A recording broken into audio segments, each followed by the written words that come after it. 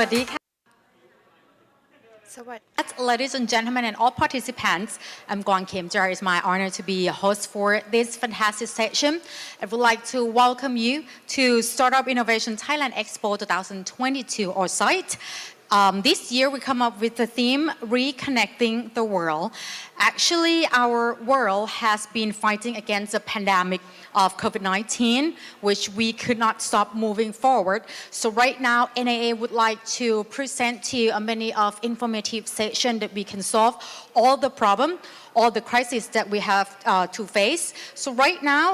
for our next topic, we are going to discuss more about Deep Tech Evolve, the great wave of innovation business from head of Hello Tomorrow Asia Pacific. So if you talk about Hello Tomorrow, is a mission-driven global organization that aims to accelerate the transfer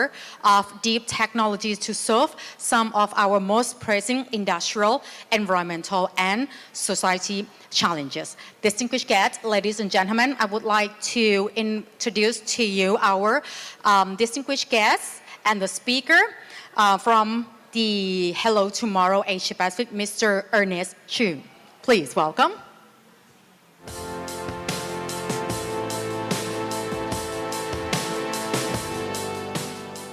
Swadika, hello. Could you hear me well? Swadika, everyone. Hello, and thank you for the kind introduction, and thank you to the organizers as well for the kind invitation to speak today and to address the audience today about how deep technology will form the next wave of innovation, and as well as the commercial opportunities that will arise from deep technology as the next wave of innovation. All right, thank you very much for joining us today as well. And I believe this session is going to be a very amazing session that we can hear from you. Thank you once again. So please, you can continue with your presentation. Thank you. So by way of introduction, my name is Ernest. I help to run Hello Tomorrow's work in the Asia Pacific region. A lot of the work that we have been doing around deep technology deals with helping deep technology startups, especially the very highly technical startups, scale up, commercialize, and seek impact in the market and seek adoption by broad-based market players. So I'll just get right to it. 11 years ago, we started Hello Tomorrow and with a singular mission of helping scientists and entrepreneurs go to market. Back then, deep technology was an unknown term, but now deep technology as an industry term is part of everyone's vernacular. So we are really glad to see that we have succeeded in our initial mission. But now that we have, and now that it has obtained widespread acceptance, the work has magnified. Our strong belief, as kindly shared by the host, is that rigorous tech is needed to solve some of the world's toughest challenges. And unfortunately, tough challenges require solutions that are equally intricate. So to us, connectedness is very important. Being able to access the top minds and innovations in all ecosystems is something that we actively continually build towards so as to be able to highlight the most promising solutions and innovations to our partners globally. One thing I want to highlight as we enter into this as well is that deep technology startups are inherently impact focused and are very close and tie in very closely to sustainable issues. Every year, we do a survey of all the startups that come in through our network and ecosystem. 97% of them tackle at least one of the SDGs. 87% of them tackle the SDGs in good health and well-being, as well as in industry innovation and infrastructure. And 47% of the deep technology startup tackle at least 2 different SDGs. So Hello Tomorrow is an ecosystem builder. What does that mean? It means that we engage with different types of ecosystem stakeholders. To begin with, every year we have this challenge called the Hello Tomorrow Global Challenge. Using this, we've identified about 26,000 solutions from over 128 different countries. We get about 5,000 startups come to us every year. So this allows us to form a strong knowledge base as to what's coming up on the supply side of innovation and how this will translate into promising commercial opportunities as well as impact opportunities for larger players in the market. So with that, one of the things that we do is we scout deep tech solutions worldwide. We then use the information and knowledge that's been gathered here to generate research, insights, and dialogues to bring all stakeholders to the table together to be able to productively talk about, plan for, and explore the opportunities that are presented by external deep tech innovations. So, for example, this year, every other month we are launching a new research piece into different areas. The first that we have launched is in sustainable food systems. Next, in the upcoming weeks, we'll be launching another one about around inclusive and affordable health. Following that, next month we'll be launching one on cleaner energies, and after that on regenerative industries. So these are all pieces that we publish, typically with the Boston Consulting Group, with whom we have had a many multi-year relationship to develop knowledge and insights together to help corporate players all around. So apart from this, these types of activities, we also engage in future mapping activities to help partners understand what are the most significant and actionable trends that are emerging in the future so that they can then plan strategic innovation leadership and execution around emerging trends in order to maintain and to continue to stay competitive in the market. But really, at the end of the day, at the heart of what we do is our desire and our expertise in terms of supporting deep tech startups. So we run incubation programs, we run acceleration programs, we run market access programs as well to help deep tech entrepreneurs or scientist entrepreneurs across all themes, from venture co-creation to pilots, market access, and we believe in the importance of being an ecosystem multiplier for all of these startups. So within our global network, we have over 35,000 stakeholders who are all part of the deep tech innovation ecosystem. And we constantly organize community events to be able to capture, synthesize, and then translate and distribute knowledge back to the community. And I'm also very proud to say that through the different startup applications and applicants and finalists who have come into our challenges, our finalists have gone on to raise over $2 billion over the past 8 years. So really, deep tech is on the rise, and this slide just shows kind of an overview of how we engage with different stakeholders. And if anything here is of interest to you, or if you think we can help you in any way, please do let us know. So as we begin talking about deep tech and its application to industry and commercial opportunities, I think it's very important for us to understand really what is the definition of deep tech, because this is something that changes, that evolves rather. This is something that many people have asked as well. How do you define deep tech? So rather than defining it just by industry, which is what you see in the circle of industries on the slide, deep technology, we believe, describes an innovation approach that uses emerging technologies which are rooted in science and advanced engineering that can offer significant advances over existing technologies to help solve global problems. So earlier I had spoken about how deep tech has gone from being something that a term that was more esoteric to one that is now part of most people's vernacular. And I think the numbers show that, right? So our position has always been that engaging with deep tech is increasingly important for industry leaders everywhere. According to our research with BCG, investment in deep tech startups and scale-ups have more than quadrupled from $15 billion in 2016 to over $60 billion in 2022. Interest and trust from corporates is reflected in the numbers, and disclosed private investments have from the corporate side of things have rose from 5 billion in 2016 to over 18 billion in 2020. So when thinking about deep tech as well, a lot of people are talking about, a lot of people recognize that innovation comes in waves, and there are different underlying factors that drive these different waves. So why is this wave now for deep tech in place. Contextually, I think we have to look at the history in order to understand how we are, where we are today, and how we got here. So the first wave of innovation consisted of the first and second industrial revolutions, and back closer to recent memory, the second wave was driven mainly by corporate labs that were run by players such as IBM, Xerox PARC, with high caliber multidisciplinary teams that were strongly involved in the scientific community, aiding and helping with basic research. The third wave of innovation then saw this decline of corporate research and saw the emergence of smaller disruptive firms backed by venture capital, which later defined the Silicon Valley model that focused very heavily on IT,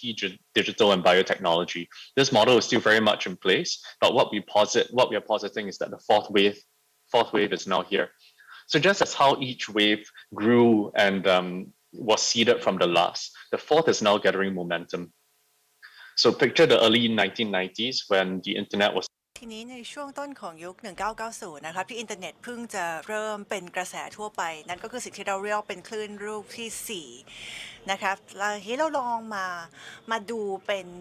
ตัวเลขหรือว่ามาสะท้อนให้เห็นในความเป็นจริงดีกว่าจะได้เห็นภาพที่ชัดเจนขึ้นผมก็คิดว่า Deep Tech Startup ที่ดังที่สุดในยุคใหม่ของเรานะครับก็จะแสดงให้เห็นนะครับยกตัวอย่างเช่นเนี่ยเราดูจาก Tesla นะคะเพิ่งเข้าตลาดเมื่อแค่11 ปีที่แล้วแต่ว่าตอนนี้มีสัดส่วน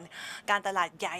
ที่สุดเลยนะครับเมื่อเทียบกับบริษัทขนาดรถยนต์ขนาดใหญ่อีก2เจ้าสำหรับ business ที่เป็น core business คือทำรถยนต์มันประสบความสำเร็จก็เพราะว่ามันสามารถที่จะทำให้ตลาดเชื่อว่ามันเป็นยิ่งกว่านั้นนะครับแล้วก็ต่างจากผู้ผลิตรถยนต์อื่นๆนะครับไม่ได้ทำแค่ค่อยๆพัฒนาไปทีละนิดนะครับเช่นปรับในเรื่องของ carbon emission หรือว่าปรับเรื่องการลดการใช้น้ำเชื้อเพลิงแต่ว่า Tesla นั้นเริ่มตั้งแต่ต้นเลยว่าไม่ได้แค่จะทำแค่รถไฟฟ้าแต่ว่าเตรียมรถที่ขับด้วยตัวเองไปเลยซึ่งตรงนี้เนี่ยมันเป็นปัญหาที่ใหญ่กว่านั้นปัญหาในเชิงคมนาคมแล้วก็อีกอย่างหนึ่งนะครับก็มี Deep Tech Solution ของอีกเจ้าหนึ่งเลยซึ่งเป็นสิ่งที่พวกเราทุกคนเนี่ยก็คงจะคุ้นเคยแล้วก็รักกันเป็นอย่างดีนะคะเพราะมันส่งผลต่อสุขภาพของเราทุกคนนั่นก็คือการผลิตตัว mRNA ของ Moderna แล้วก็ BioNTech นะครับซึ่งก็คือเป็นตัวอย่างของการ scale up Deep Tech ที่ดีมากๆเลยนี่คือเทคโนโลยีที่หลายต่อหลายปีคิดว่าเป็นไปไม่ได้หรอกนะครับแล้วมันก็ไม่ใช่การพัฒนาแบบค่อยเป็นค่อยไปด้วยนะครับการรับแล้วก็การ launch การใช้ตัว mRNAวัคซีนเหล่านี้เนี่ยมันมาอย่างรวดเร็วเลยและตอนนี้เนี่ยเขาก็จะมองไปข้างหน้าเอา mRNA มาใช้ในการรักษาโรคต่างๆเช่นเรื่องของการออกแบบวัคซีนที่จับเฉพาะต่อมะเร็งต่างๆนะครับหรือว่าโรคทางภูมิคุ้มกันหรือว่าโรคทางเจเนติกอื่นๆซึ่งตรงนี้นะครับก็แสดงให้เห็นถึงความโตอย่างรวดเร็วเลยนะคะดูตรงนี้นะครับตอนนี้ Peak Market Cap ของ Moderna นั้นอยู่ที่ประมาณ 300,000 ล้านเลยนะครับซึ่งนี่คือบริษัทที่เพิ่งมีอายุแค่2 ปีเท่านั้นเองและดูว่า Market Cap ของ Pfizer นั้นอยู่ที่เท่าไหร่สำหรับตัวอย่างที่ใหญ่เหล่านี้นะครับซึ่งเป็นตัวอย่างที่สะดุดตาแล้วก็เตะตามากเลยมันก็ยังมีตัวอย่างอีกเป็นร้อยๆเลยนะครับที่โตแบบก้าวกระโดดเป็นผลของการทำงานจากสตาร์ทอัพวิทยาศาสตร์แล้วก็วงการของวิศวกรรมต่างๆนะคะทีมเหล่านี้นั้นทุ่มเทมีความทะเยอทะยานที่สูงมากในการที่จะเปลี่ยนทั้งวงการเลยแล้วก็มุ่งไปยังตรงที่เป็น value ตรงที่เป็นมูลค่าของโอกาสจริงๆผมคิดว่าสารที่ชัดเจนนั้นก็คือว่าผู้นำของบริษัทต่างๆนั้นจะต้องเริ่มใช้ Deep Tech ได้แล้วนะครับแล้วก็จะต้องดูไปถึงการเปลี่ยนแปลงที่จะเกิดขึ้นตั้งแต่ระดับพื้นฐานเลยทีเดียวว่าแต่เราจะไป engage กับ Deep Tech ต่างๆได้อย่างไรอย่างแรกเลยนะครับเราก็ต้องเริ่มเข้าใจก่อนว่านวัตกรรมนั้นมันมีหน้าตาเป็นอย่างไรบ้างคุณลักษณะหลักๆของ Deep Tech Venture ที่ประสบความสำเร็จมีอะไรบ้างนะครับซึ่งตรงนี้เนี่ยก็น่าจะเป็นจุดที่จะทำให้เราอ้างอิงได้นะครับเปรียบเทียบแล้วก็เข้าใจว่าจริงๆแล้ว Deep Tech นั้นมันคืออะไรอันดับแรกเลยนะครับก็คือว่า Deep Tech นั้นจะเน้นไปที่การแก้ไขปัญหาตั้งแต่รากเหง้าเลยแทนที่จะค่อยๆพัฒนาปรับไปทีละนิดทีละน้อยตัวอย่างเช่น Tesla ใช่ไหมครับก็คือเขาจะสร้างรถที่ขับเคลื่อนด้วยตัวเองไปเลยแทนที่จะไปดูแค่เรื่องของปรับการใช้น้ำมันเชื้อเพลิงไปทีละนิดนั่นแหละครับก็คือ หัวใจของ Deep Tech ที่ดีอันดับที่2นะครับก็จะเป็นการเอาเทคโนโลยีที่เข้ามา disrupt วงการหลาย ๆ ตัวมาจูมรวมกันซึ่งต้องบอกว่าถ้าดูในการศึกษาของเรานะครับเทสสตาร์ทอัพกว่า 97% นั้นจะต้องใช้เทคโนโลยีใหม่อย่างน้อย2อย่างมารวมกันซึ่งนั่นก็จะนำไปสู่โซลูชันหรือว่าวิธีแก้ไขที่ดีที่สุดนะคะในหมู่โซลูชันทั้งหลายที่มีในเพนพอยท์ที่ต้องการที่จะแก้แล้วก็ทางแชร์แมนของซีรีส์นะครับก็ได้พูดว่า Deep Tech นั้นก็คือเป็นผลมาจากการเอาเทคโนโลยีที่มัน disruptive หลายอย่างมารวมกันยกตัวอย่างเช่นใช่ไหมครับเอา AI มารวมกับรถยนต์นะครับแล้วก็อาจจะเป็นเทคโนโลยีในพวกของควอนตัมหรืออื่นๆด้วยแล้วก็จะเปิดทางไปสู่นวัตกรรมใหม่แล้วก็จะนำไปสู่ผลต่อสังคมและเศรษฐกิจอย่างที่ไม่เคยเห็นมาก่อนนี่ก็จะนำเรามาสู่คุณลักษณะประการที่3นั้นนะครับก็คือ Deep Tech ที่ประสบความสำเร็จนั้นจะพัฒนาเป็นผลิตภัณฑ์ที่จับต้องได้นะครับหรือว่าเป็นกึ่งซอฟต์แวร์แล้วก็กึ่งจับต้องได้จะไม่ใช่สิ่งที่เป็นแค่ซอฟต์แวร์หรือว่า Marketplace ขายอย่างเดียวเลยนะครับจะเป็นการขับไปกลับมานะครับระหว่างโลกของดิจิทัลกับโลกของอะตอมให้ก่อได้เป็นสิ่งที่จับต้องได้จริงๆนะครับไม่ใช่แค่สร้างอะไรซอฟต์แวร์ออกมาโรลันบัชPresident แล้วก็ CEO ของ Siemens ก็ได้ย้ำว่าสำหรับเขานะครับหัวใจหลักของนวัตกรรมในยุคนี้ก็คือเป็นการที่จะผสานโลกกายภาพที่จับต้องได้กับโลกดิจิทัลซึ่งจะเป็นไปได้ก็ต้องมีโน้ตฮาวในเชิงลึกนะครับมีเทคโนโลยีแล้วก็มีอีโคซิสเต็มที่แข็งแรงที่จะรองรับตรงนี้แล้วก็นั่นแหละครับก็คือจะนำมาสู่ประเด็นที่4คืออีโคซิสเต็มหรือว่าระบบนิเวศที่รองรับนั้นเป็นสิ่งที่สำคัญ Deep Tech ที่ประสบความสำเร็จนั้นนะครับจะต้องมี position ที่ชัดเจนในภายใน ecosystem โดยรวมทั้งหมดซึ่งคำว่า ecosystem หรือว่านิเวศนั้นก็คือมีทั้งเรื่องของงาน research นะคะภาครัฐนักลงทุนแล้วก็ตัวบริษัทเองแทนที่จะเป็นการโตซึ่งเกิดจากขับเคลื่อนโดยเงินที่ทุ่มเข้ามาโดยทาง venture capital หรือว่านักลงทุนแต่เพียงอย่างเดียวทีก็จะขอยกคำพูดของอีกท่านหนึ่งมานะคะซึ่งเป็นผู้ที่ดูแลเรื่อง French Atomic Energy นะคะคือ Deep Tech ในระลอกนี้จะเป็นไปได้ก็จะต้องมีการร่วมมือกันที่ใกล้ชิดระหว่างฝั่งของภาควิจัยแล้วก็ฝั่งของภาคอุตสาหกรรมแล้วก็จะต้องไม่ลืมนะครับว่าพลวัตแบบนั้นก็ไม่ใช่อะไรใหม่นะคะตอนที่เราพัฒนาเลเซอร์นั้นก็มาจากตรงนี้นะคะมาจากความร่วมมือข้ามฝ่ายในเมื่อ60 ปีก่อนและสิ่งที่เพื่อจะเปลี่ยนไปในตอนนี้ก็เป็นแค่บริบทเชิงสังคมทีนี้เรามาลงรายละเอียดให้ลึกขึ้นกันดีกว่าคุณสมบัติทั้ง4ที่ผมได้พูดไปนะครับ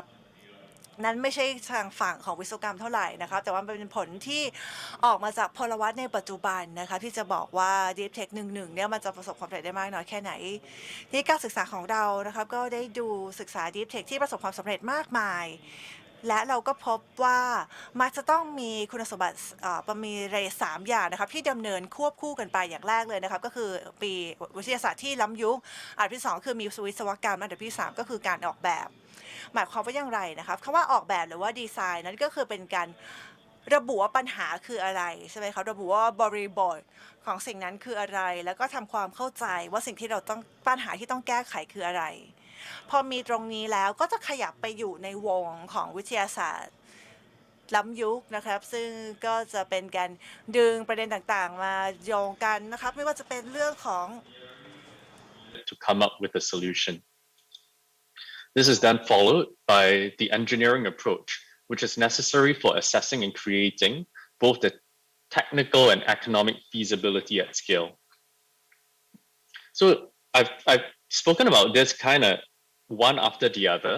It might give the impression that that this is a linear process, but what's tricky is that in reality, this is something. All these three are things that need to happen in parallel,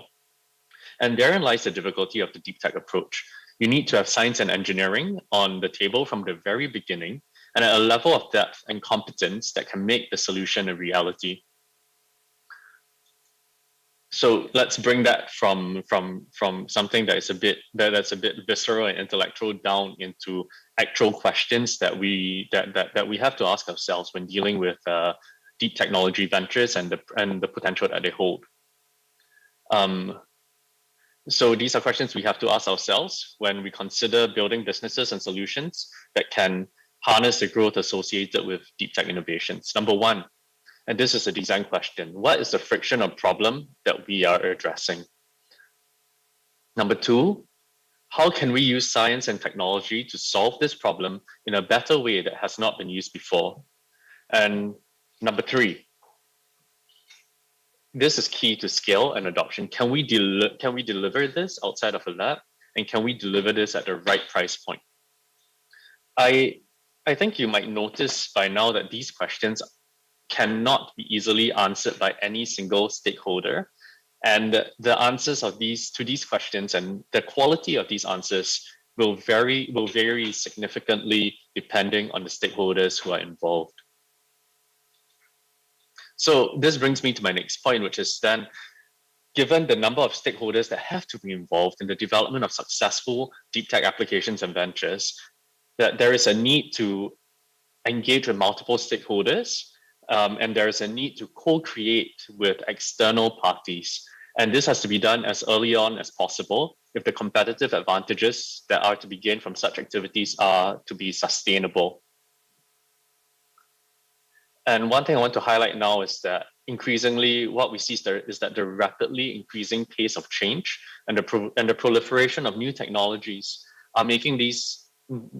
new models of external collaborations competitive necessities and not just optional activities. So I like to highlight also three main realizations that some of our most forward-looking partners have come to understand and come to internalize.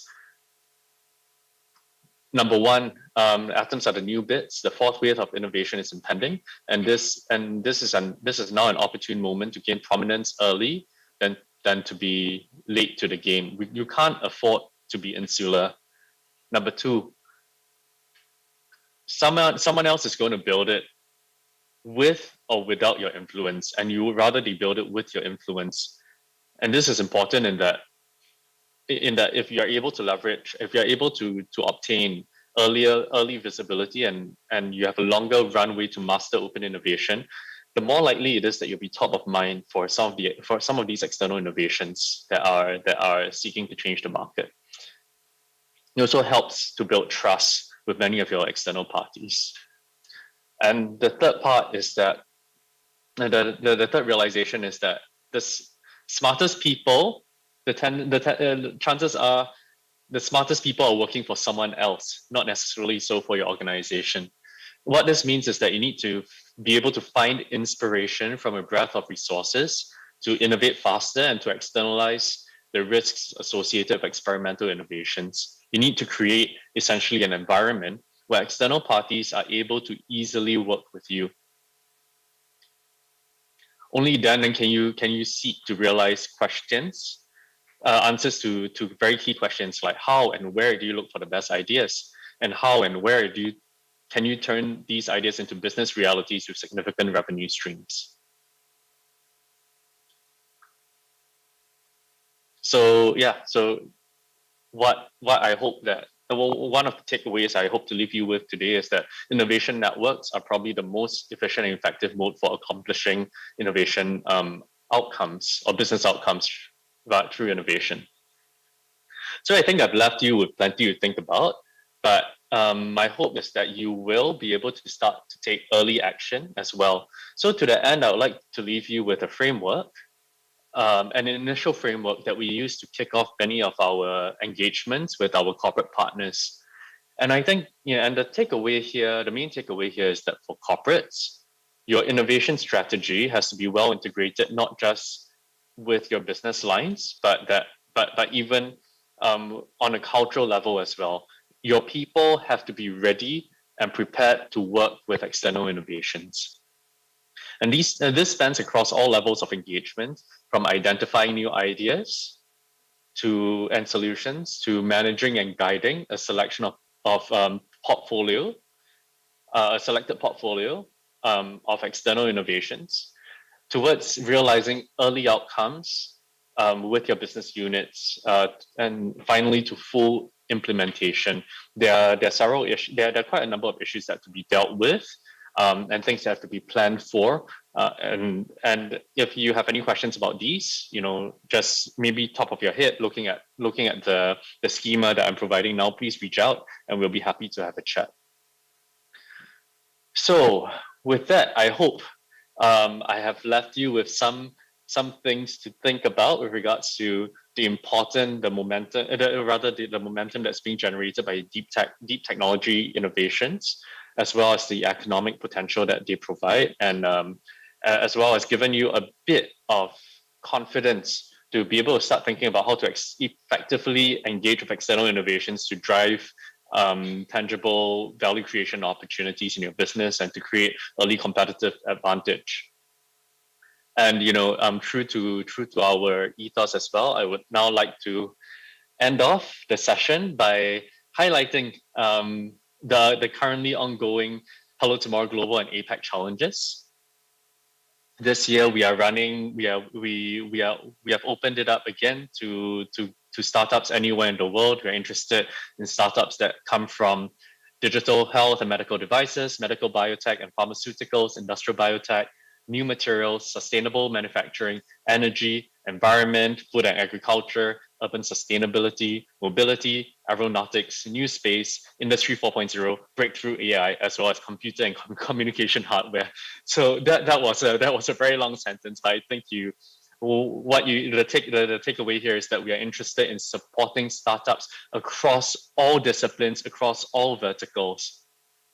And I think the question really is, why should you come and join Hello Tomorrow and our challenge? Well,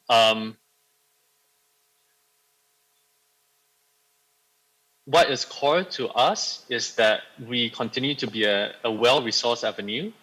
that has been created to support deep tech startups that are solving critical challenges on their path to market. So we come in and we provide the connections that you need